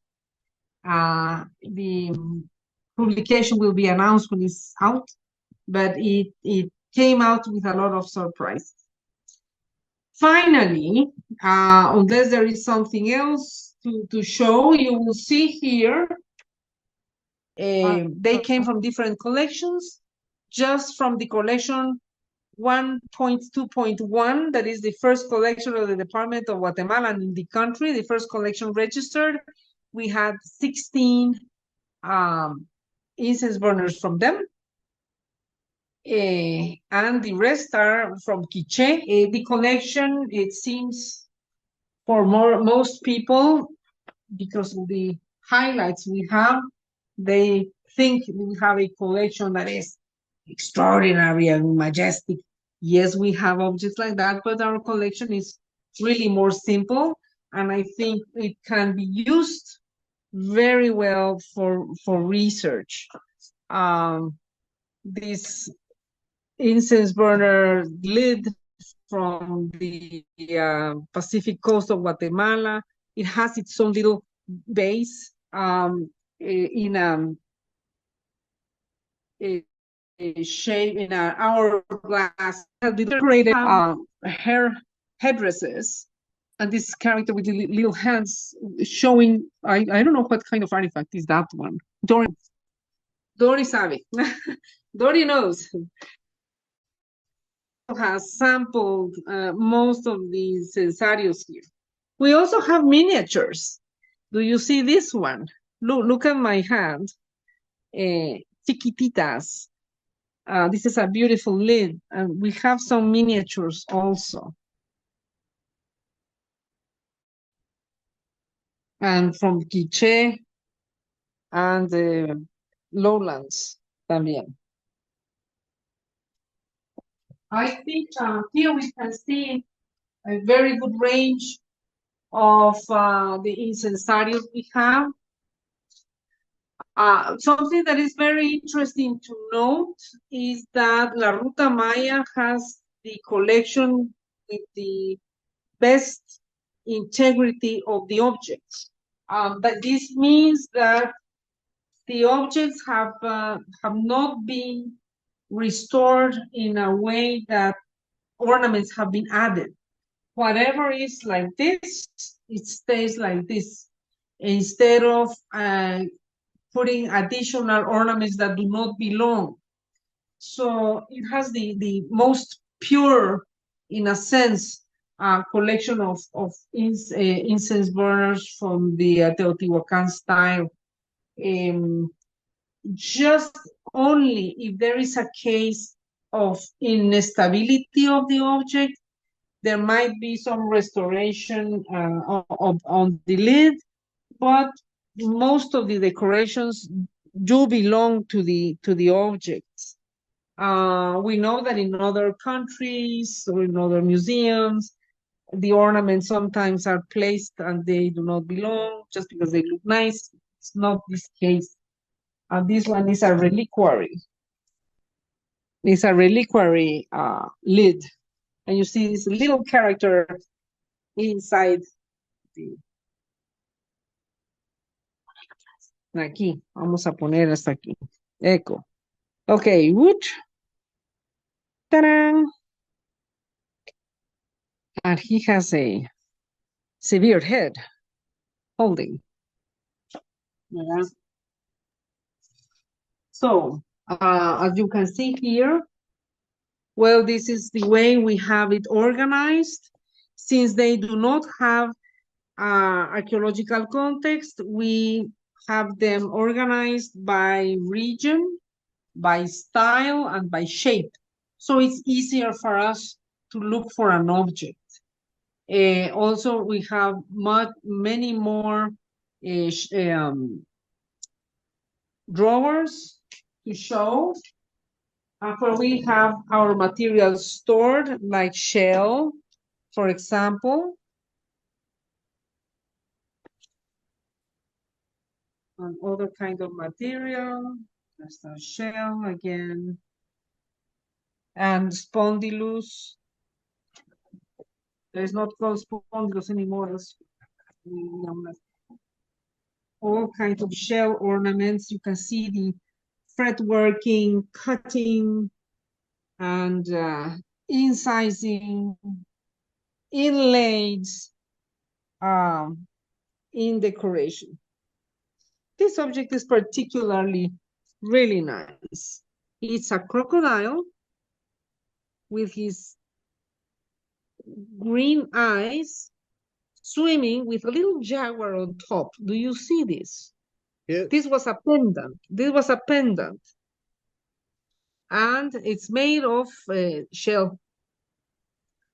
But the shape gave the idea to the artist that if he worked the same shape, it would show like a little alligator with a feline on top. And we have seen in nature how jaguars hunt and jump on top of crocodiles and really carry them to the edge of the river. It's impressive. We will never see that if it were not for YouTube. This we have also very, very delicate material. You see this little flower, the incising to decorate these little discs. It has shapes of flowers, discs with several kinds of shapes and decoration that it makes us think all the hours. I bet that these were for inlays. It make us really think the specialization in for some of the artisans to work with shell and with jade and all these delicate small materials. We will just look at the variety of styles and techniques used to work shell.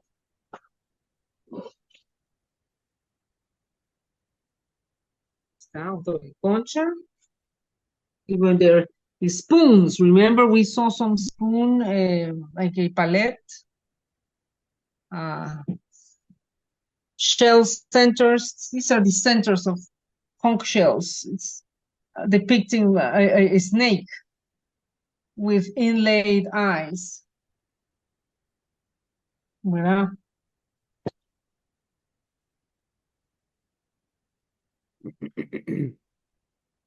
Este sí también tenemos colmillos. Could be crocodile, jaguar, the small ones, probably crocodile, the big ones. Shell and bone, these are bones. Well, and these miniature effigy vessels and very tiny figurines. Look at these figurines are whistles. Look at my fingers. Everything that is extremely tiny we have in these shells because it's dangerous to have them outside. Pero mira this is a dwarf. This is beautiful. So delicate. Look at him. He's wearing a fan. I don't know if you can see it there.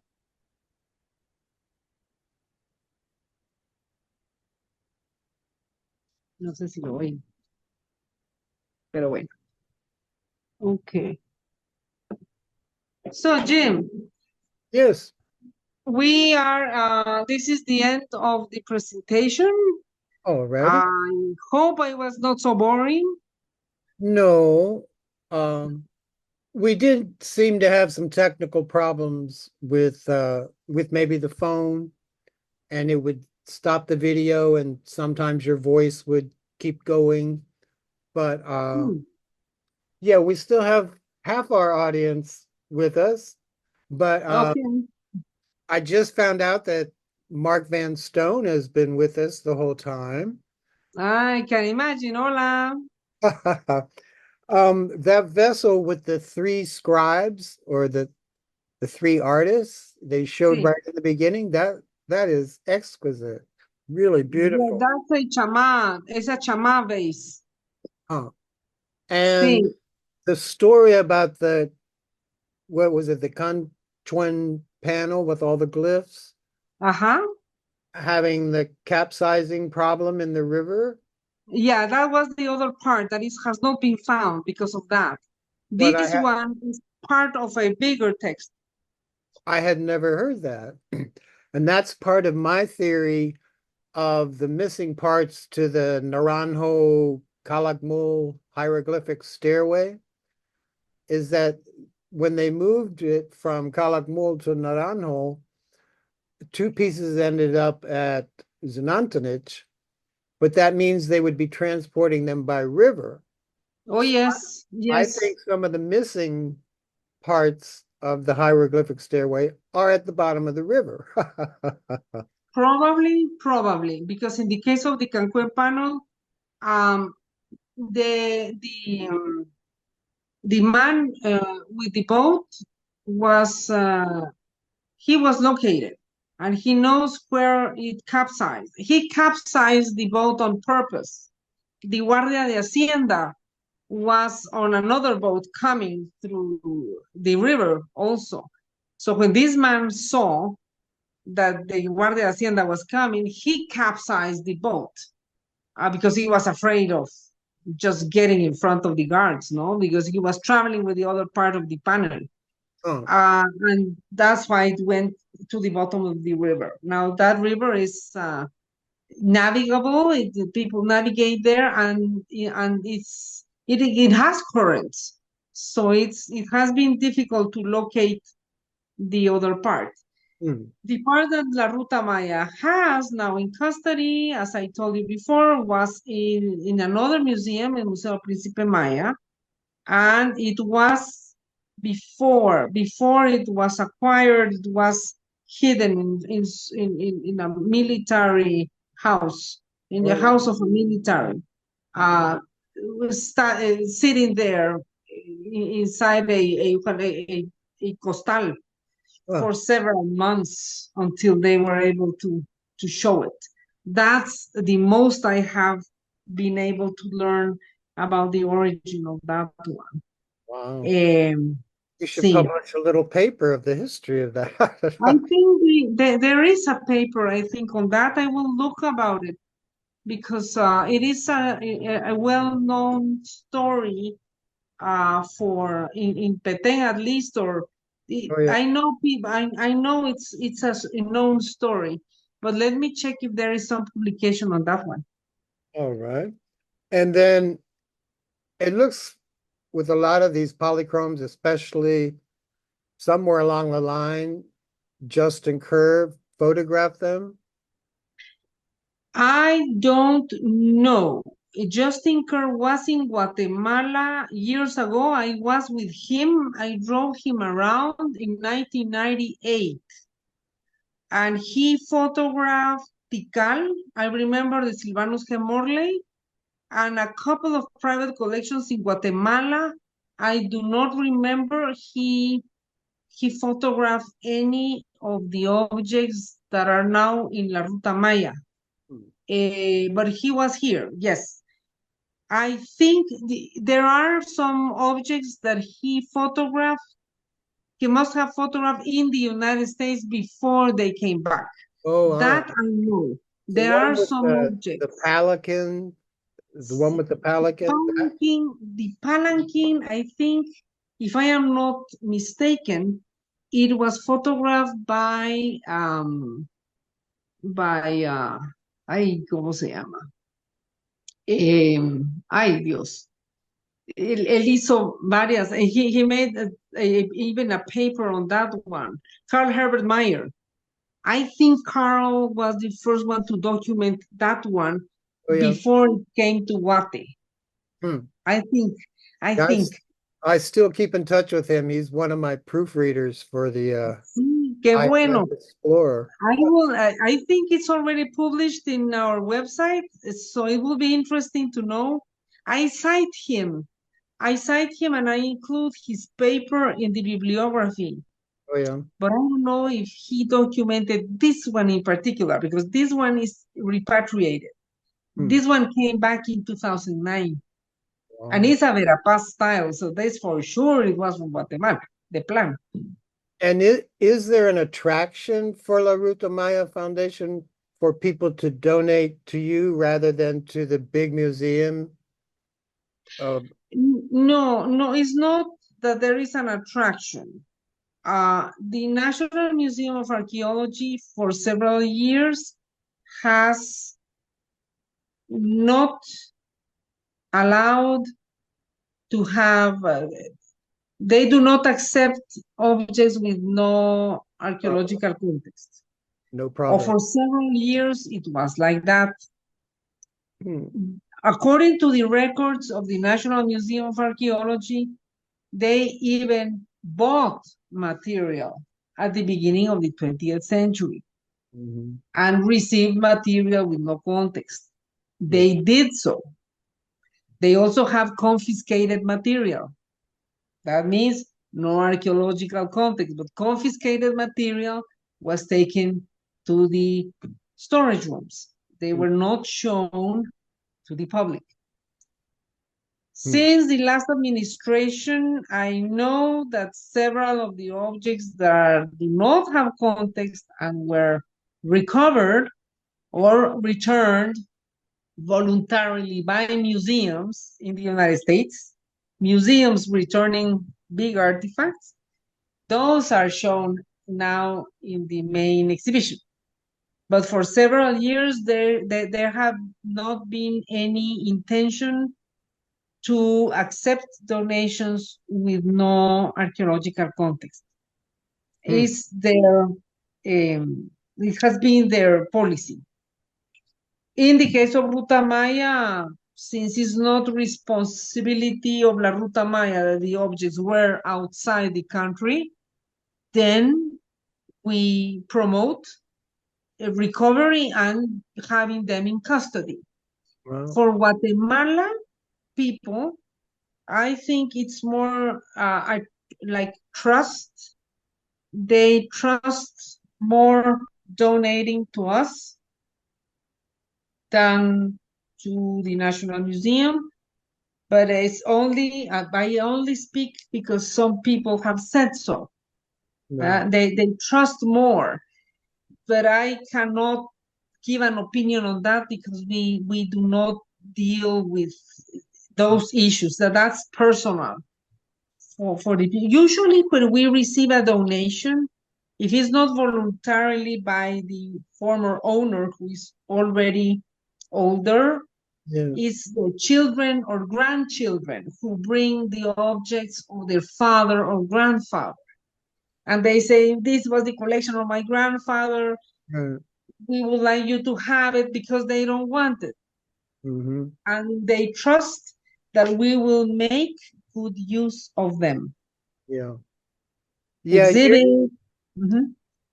ago when I lived in Guatemala, that was in the 80s, but I met a young man and he invited me to meet the family, and we went to Livingston and skiing under the big bridge, all that. But he showed me, he opened up his closet, and on the top shelf of his closet was numerous polychrome vases. So with the rich families of Guatemala, the 800 donations that you mentioned, is it people like that who have stuff from their grandfather or? I want to clear something. I didn't say 800 donations. I Oh, said 800 collections registered in Guatemala that are Precolumbian. No, not 800 donations.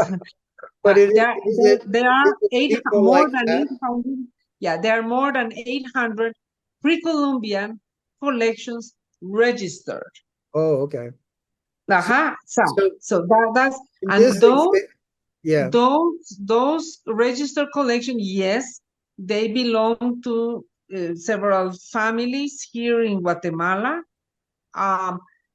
Something that is very interesting, besides the research I did with the first level of looters in the Maya Biosphere Reserve, it was a study about looting, but about looting as parallel economic activity besides the las actividades no maderables, non-timber activities in the Petén. Right. Because it was and it was and it is an economic activity that is associated to the non-timber activities in the Petén. Non-timber is shate, pimienta, gathering, and chicle, the gum tappers. Yeah. That's an activity. That's a non. Not an honorable. Sí, una actividad no maderable del bosque.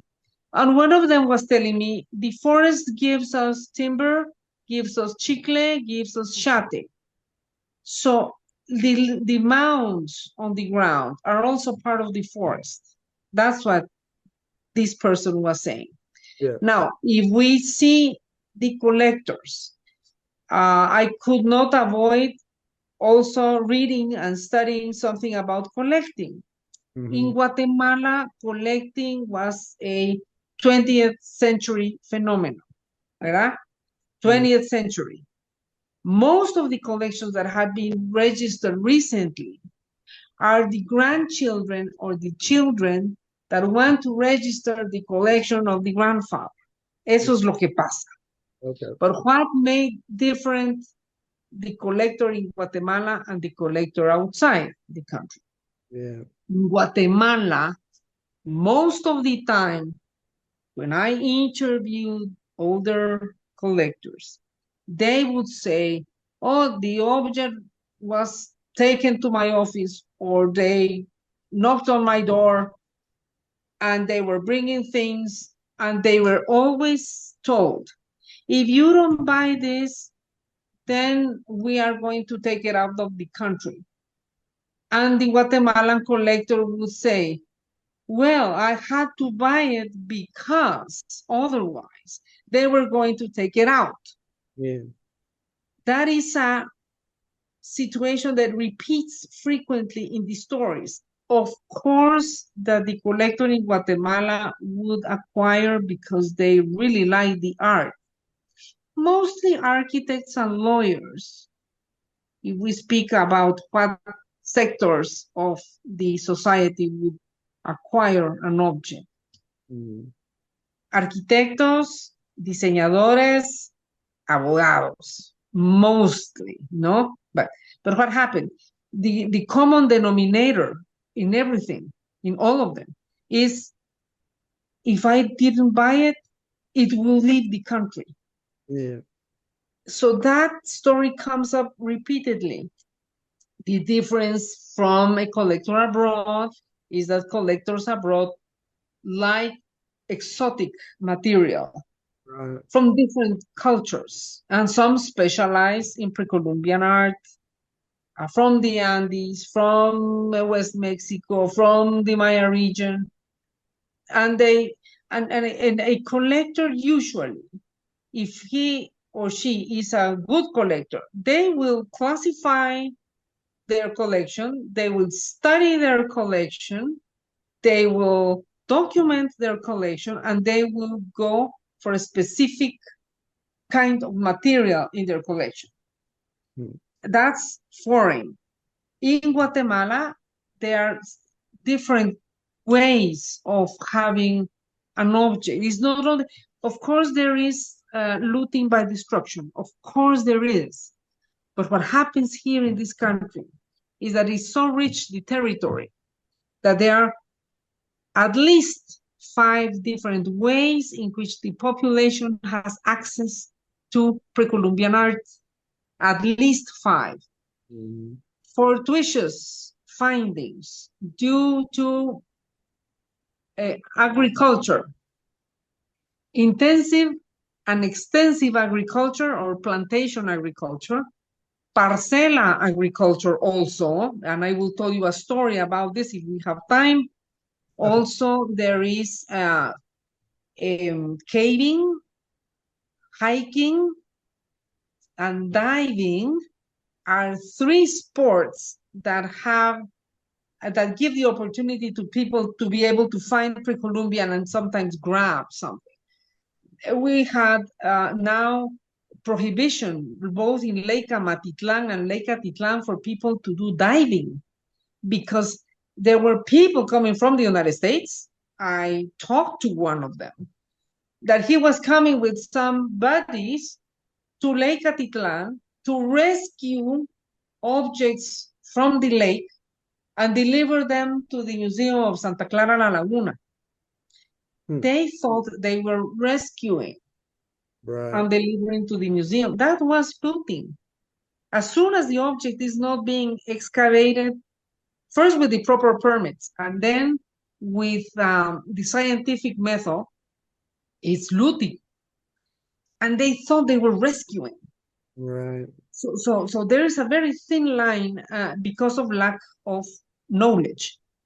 So sports like these 3 I told you are also responsible of having having the opportunity, some people, to find objects. Right. Also, the construction of roads, large roads, carreteras, or smaller roads, caminos rurales.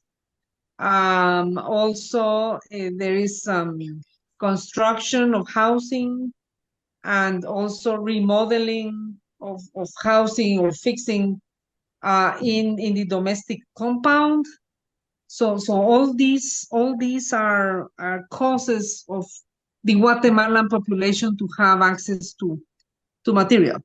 Right. One example that I was able to see and talk personally with one Ajij, that's in the highlands of Guatemala next to Lake Atitlan. I saw the Maya altars of several Ajijab, and they had Precolumbian material on top of the altar. Figurines, whistles, blades made of obsidian, some beads made of rock crystal, especially, and small sculptures of basalt stone. The typical that we see in all archaeological museums. And I asked him, where do you get these things over the altar? I was hoping he was going to tell me, oh, yes, there is a mound and we find them or whatever. He said that when it rains, the Lord of Thunder leaves them on the fields after the rain. So when the rain stops, the Ajijab can find them and put them on the altar. Mhm. Of course, I know that probably there was a mound that washed away when it was raining, and that's how things appear. But for him, it was the Lord of Thunder. What I was going to say? Nothing, because that's their cosmovision, and that's what I called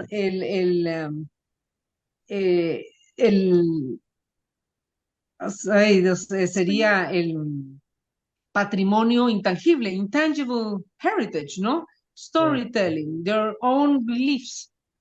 So I knew that there was some kind of shop, perhaps, a Precolumbian taller, an artisan shop, or some area of cult, something, and they were finding things each time it was raining.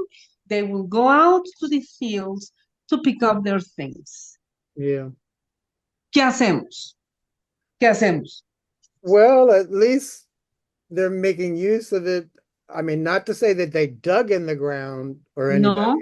found it, but if they walk along and they're pulled to it, like I've been walking along the trail in Calakmul, and there by the reservoir, I mean, among the leaves, I was drawn to picking up a beautiful translucent arrowhead and put it in my pocket. But to me, it's better that I have it as one of my power objects than to have just left it there for somebody else to find.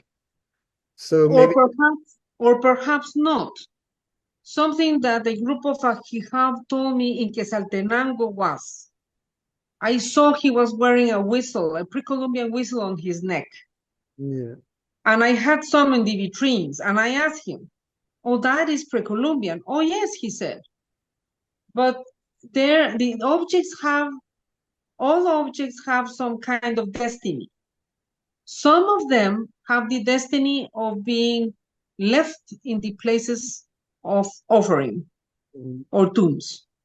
Others, their destiny is to be found by the local people. Others, their destiny is to end in museums. And others, like this one, he said, their destiny is to continue with the life they were created for. So he was wearing this Precolumbian whistle that was given by the father of his father of his father of his father. Mm-hmm. And that he said, all objects have a destiny.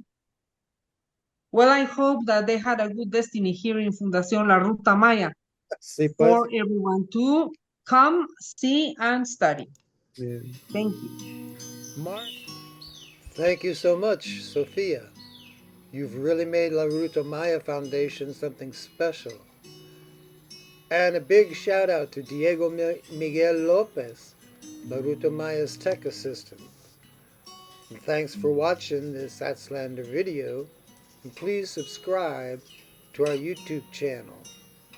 To receive free monthly issues of the Atslander magazine of the Americas, contact your host Jim Reed at mayaman@bellsouth.net. Thanks again.